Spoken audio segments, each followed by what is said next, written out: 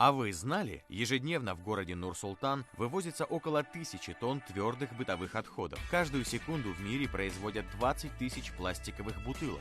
9% перерабатывается, 12% уничтожается и 79% накапливается на свалках или природе. На производство всего 1 тонны бумаги уходит примерно 20 деревьев. Страшная статистика, не так ли?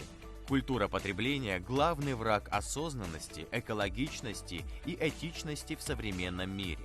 Что мы можем сделать? Сортируйте мусор и сдавайте на переработку. Воздержитесь от использования полиэтиленовых пакетов. Используйте эко-сумку. Отдавайте ненужные вещи тем, кто нуждается в них, или сдавайте на переработку.